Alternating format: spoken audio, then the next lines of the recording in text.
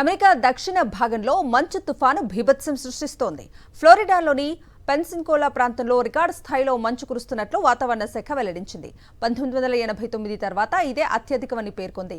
Texas, Louisiana, Mississippi, Alabama, Georgia, South Carolina, Florida రాష్ట్రాల్లోని పలు ప్రాంతాల్లో 10 అంగుళాల తీవ్రతతో మంచు కురుస్తున్నట్లు అధికారులు వెల్లడించారు.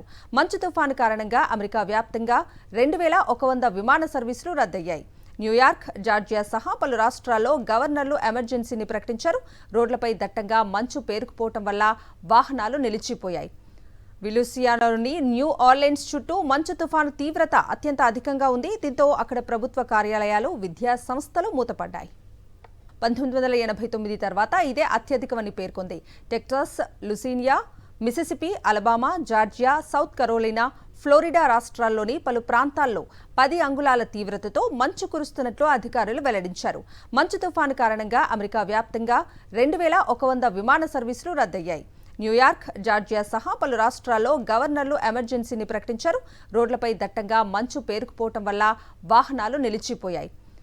లూసియానాలోని న్యూ ఆర్లిన్స్ చుట్టూ మంచు తుఫాను తీవ్రత అత్యంత అధికంగా ఉంది. దీంతో అక్కడ ప్రభుత్వ కార్యాలయాలు, విద్యా సంస్థలు మూతపడ్డాయి.